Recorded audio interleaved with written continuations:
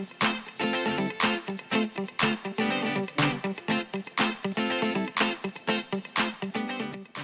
free Find a Grave website is home to over 250 million gravestone memorials from around the world.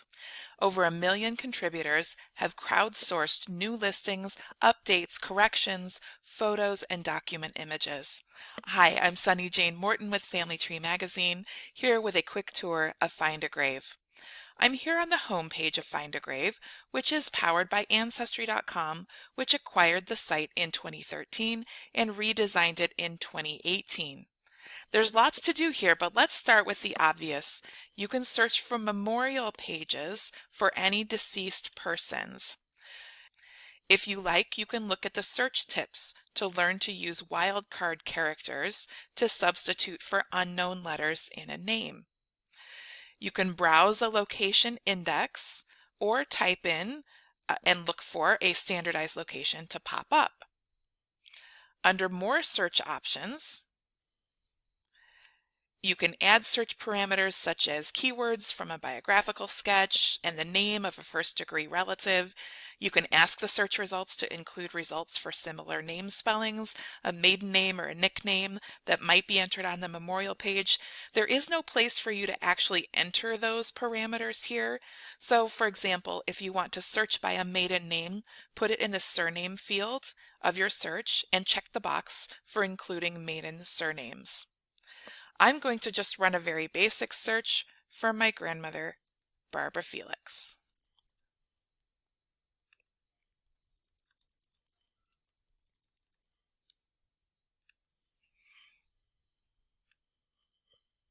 I do find a result for her. Oftentimes you might see several possible search results.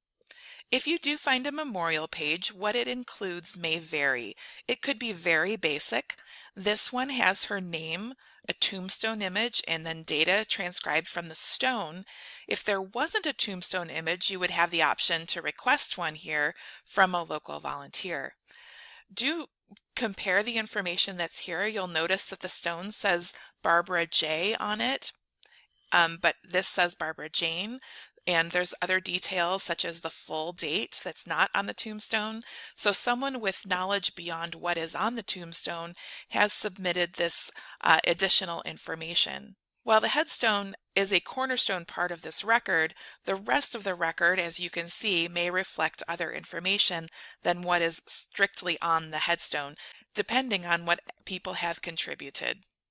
Remember to treat all of the information you find here and anywhere else as you would what you find in an online tree. It's a good possibility. It needs verification. Sometimes you'll find also that people have added photos, document images, or transcribed obituary information or biographical data, or a link to a burial place on Google Maps. Many memorials, like this one, link to other memorials for her first-degree relatives. Again, these are great clues to verify, especially if you didn't already know who they were or where they were buried. But remember their clues, and remember there may be additional relatives who are not listed here. To show that you have visited a loved one's grave, you can leave virtual flowers, as I have done here. It's free and surprisingly satisfying.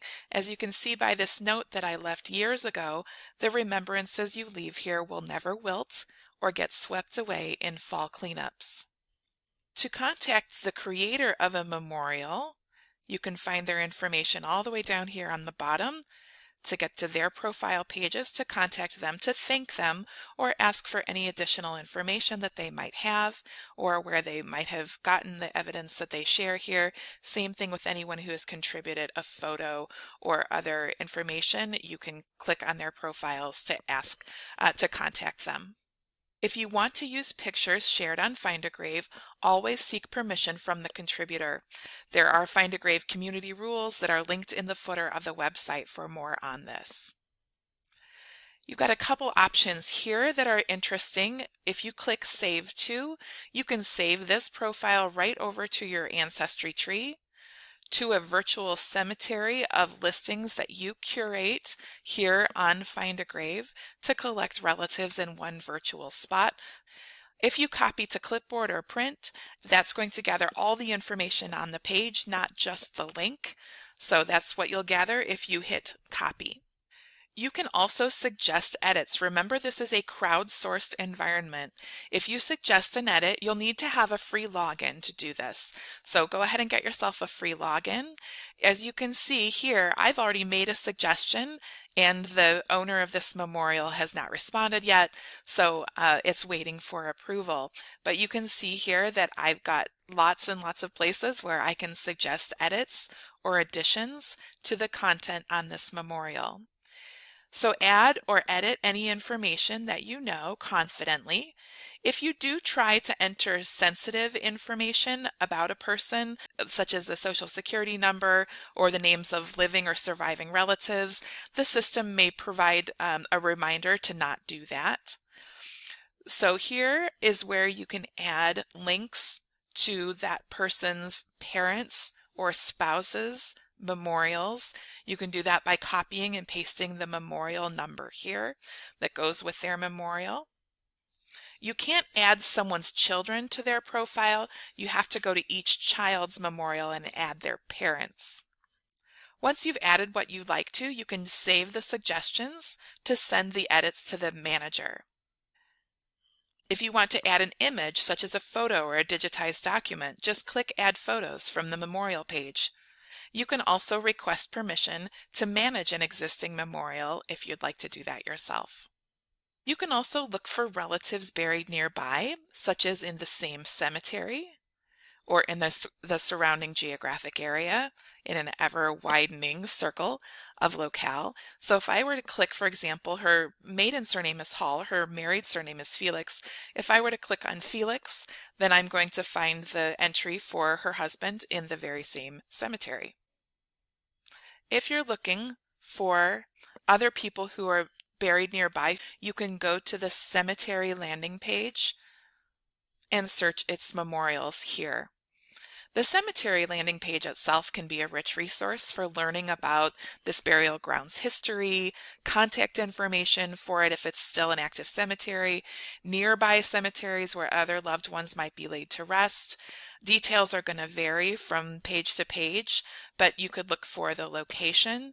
You can look for photos of the cemetery. It will tell you how many memorials there are and how many of these memorials have been photographed. Sometimes you might find information about the closure of a cemetery or reinterments or other helpful clues to track down burials that have moved. Speaking of other cemeteries, you can go to the Cemeteries tab and search for specific burial grounds or for all possibilities near an ancestral location. So you can search by name. You can search by location or browse location. You can use the map view for any that are around you or move the map around to zoom in and out and go to other areas. Speaking of looking for cemeteries wherever you currently are, I'm demonstrating here the full website experience of Find a Grave, but there is a free Find a Grave app as well. You can take your contributions to the next level by going to the Contribute page, where you'll see options to create new memorials, upload pictures that you've already taken, transcribe pictures that someone else has taken, fulfill photo requests, review any edits you've already suggested, or even upload a spreadsheet of information you've already filled out on a cemetery. Once you get to this level, you probably will want to switch over and start using the app if you haven't been already, so that you can contribute on the go the next time you drive past any cemetery. Thanks for watching this quick tour of Find a Grave from Family Tree Magazine.